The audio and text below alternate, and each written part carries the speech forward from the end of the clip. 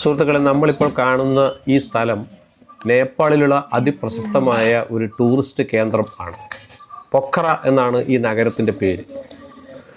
പൊഖറ ടൗണിലുള്ള ഏറ്റവും പ്രശസ്തമായ ഒരു ക്ഷേത്രമുണ്ട്, വിന്ധ്യഭാസിനി ക്ഷേത്രം എന്നാണ് ഇതിൻ്റെ പേര്. ആ ക്ഷേത്രത്തിലേക്കുള്ള ഒരു സ്ട്രീറ്റിലാണ് ഇപ്പോൾ നമ്മളുള്ളത്. നേപ്പാളിലെ ഏറ്റവും പഴക്കമുള്ള ക്ഷേത്രങ്ങളൊന്നാണ് ഈ വിന്ധ്യഭാസിനി ക്ഷേത്രം. 17-18 നൂറ്റാണ്ടുകളായിട്ട് സ്ഥാപിച്ചു എന്ന് കരുതപ്പെടുന്ന ഈ ക്ഷേത്രത്തിലെ പ്രതിഷ്ഠ വിന്ധ്യഭാസിനി ദേവിയാണ്. നമ്മുടെ ഇന്ത്യൻ പുരാണത്തിലേക്ക് ശ്രീകൃഷ്ണ ജനന കഥയുമായി ഐതിഹ്യപരമായ ബന്ധമുണ്ട് ഈ ദേവിക്ക്. വസുദേവരുടെയും ദേവകിയുടെയും 8ാമത്തെ പുത്രനായി കൃഷ്ണൻ ജനിച്ചപ്പോൾ കുട്ടിയെ കംസനിൽ നിന്ന് രക്ഷിക്കാനായിട്ട് ഒരു പെൺകുഞ്ഞിനെ പകരം വെച്ചു എന്നാണല്ലോ ഐതിഹ്യം.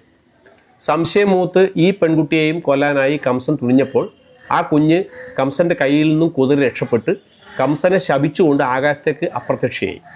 ആ അപ്രത്യക്ഷയായ കുട്ടിയാണ് വിന്ധ്യഭാസിനി ദേവി എന്നാണ് ഇവിടെ ഈ നാട്ടുകാർ വിശ്വസിക്കുന്ന കഥ. നമ്മളിപ്പോൾ കണ്ട സ്ട്രീറ്റിലൂടെ നടന്ന് ഈ പടവുകൾ കയറി വിന്ധ്യഭാസിനി ദേവി, അതൊരു കുന്നിൻ്റെ മുകളിലാണ് ക്ഷേത്രം. അതിൻ്റെ മുകളിൽ എത്തിക്കഴിഞ്ഞാൽ അതിമനോഹരമായ കാഴ്ചയാണ്. ലാൻഡ്സ്കേപ്പ് മാത്രമല്ല, ആ ക്ഷേത്രത്തിൻ്റെ അന്തരീക്ഷം തന്നെ അതിമനോഹരമാണ്. വളരെ വർണ്ണഭംഗിയുള്ള, അതേസമയം വൈവിധ്യമുള്ള, നമ്മുടെ നാട്ടിലുള്ള ക്ഷേത്രങ്ങളിൽ നിന്നൊക്കെ വ്യത്യസ്തമായിട്ടുള്ള പലതരത്തിലുള്ള വാസ്തു ശൈലിയിൽ നിർമ്മിക്കപ്പെട്ട ക്ഷേത്രമാണ് ഇത് എന്ന് നമുക്ക് ഇതിലൂടെ നടന്ന് നോക്കുമ്പോൾ തന്നെ കാണാൻ കഴിയും. നേപ്പാൾ എന്ന് പറയുന്ന രാജ്യത്തിൽ കാഠ്മണ്ഡു എന്ന തലസ്ഥാന നഗരം കഴിഞ്ഞാൽ നേപ്പാളിലെ ഏറ്റവും വലിയ നഗരമാണ് പൊഖറ. എന്ന് മാത്രമല്ല, നേപ്പാളിൻ്റെ ടൂറിസ്റ്റ് സിറ്റി എന്നാണ് ഇതിനെ അറിയപ്പെടുന്നത്.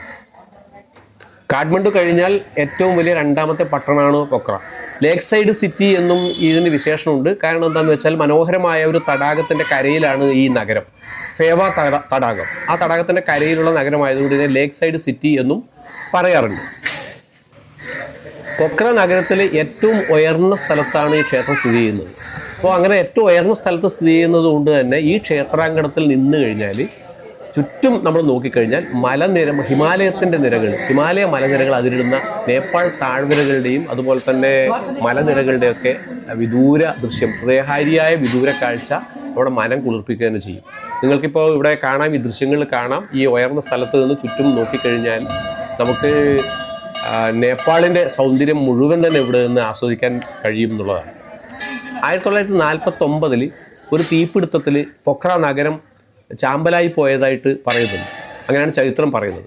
അതിന് കാരണമായത്, അങ്ങനെ ആ തീപിടുത്തം ഉണ്ടാവാൻ കാരണമായത് ഈ ക്ഷേത്രത്തിൽ ഒരു വഴിപാട് നടത്തുമ്പോഴുണ്ടായ തീ നിയന്ത്രിക്കാൻ സാധിക്കാതെ എല്ലാ സ്ഥലത്തേക്കും പടർന്ന് അങ്ങനെയാണ് ഈ നഗരത്തിൽ തന്നെ തീപിടുത്തം ഉണ്ടായതെന്നാണ് ഇവിടുത്തുകാർ വിശ്വസിക്കുന്നത്. നമ്മുടെ നാട്ടിലൊന്നും കാണാത്ത വിചിത്രമായ അല്ലെങ്കിൽ വളരെ വ്യത്യസ്തമായ ആചാരങ്ങളും അതുപോലെ തന്നെ അനുഷ്ഠാനങ്ങളും ആരാധനാ രീതികളുമാണ് ഇവിടെ നേപ്പാളിലുള്ളത്. ഈ ക്ഷേത്രത്തിൽ നമുക്ക് കാണാം. വിവാഹിതരായ ദമ്പതിമാർ തന്നെ ഇവിടെ വന്നിട്ട് നടത്തുന്ന ചില പ്രത്യേകതരം പൂജകളുണ്ട്. ആ പൂജകളുടെ ദൃശ്യം നമുക്ക് ഈ ദൃശ്യങ്ങളിൽ കാണാൻ കഴിയും. ഇവിടുത്തെ പ്രധാന പ്രതിഷ്ഠ വിന്ധ്യഭാസിനി ദേവി ആണെങ്കിൽ പോലും ശിവപ്രതിഷ്ഠയ്ക്കും ഇവിടെ വളരെ പ്രാധാന്യമുണ്ട്. ശിവൻ്റെ കോവിലും ഇവിടെയുണ്ട്, ക്ഷേത്രവുമുണ്ട്. അതുപോലെ തന്നെ ശിവൻ്റേതായിട്ടുള്ള, പരമശിവൻ്റേതായിട്ടുള്ള പ്രത്യേക ഐതിഹ്യങ്ങൾ ഇവിടെ പ്രചരിക്കുന്നുണ്ട്. നമ്മുടെ ഇന്ത്യയിലുള്ളതുപോലെ തന്നെ പരമശിവനും അതുപോലെ തന്നെ പാർവതി ദേവിയും തമ്മിലുള്ള ബന്ധങ്ങളെ പറ്റിയും അതുപോലെ തന്നെ അവരുടെ ദിവ്യമായ ജീവിതത്തിനെ കുറിച്ചും പരമശിവൻ്റെ അത്ഭുത സിദ്ധികളെക്കുറിച്ചൊക്കെയുള്ള ധാരാളം കഥകൾ നമുക്ക് വിന്ധ്യഭാസിനി ദേവി ക്ഷേത്രവുമായി ബന്ധപ്പെട്ട്, അതിൻ്റെ ഐതിഹ്യവുമായി ബന്ധപ്പെട്ട് പ്രചരിക്കുന്നു. ഞാൻ നേരത്തെ പറഞ്ഞല്ലോ, ഈ കാഠ്മണ്ഡു കഴിഞ്ഞാൽ ഏറ്റവും വലിയ 2ാമത്തെ പട്ടണമായി പൊഖറ വിനോദസഞ്ചാരത്തിൻ്റെ, നേപ്പാളിലെ വിനോദസഞ്ചാരത്തിൻ്റെ തലസ്ഥാനം എന്നാണ് അറിയപ്പെടുന്നത്. അതിന് കാരണം എന്താണെന്ന് വെച്ചാൽ, ഈ ഒരു മനോഹരമായ തടാകത്തിൻ്റെ, ഫേവ തടാകത്തിൻ്റെ തീരത്ത് ഉള്ള അതിമനോഹരമായ ഒരു നഗരമാണ് ഇത് എന്നുള്ളതാണ്.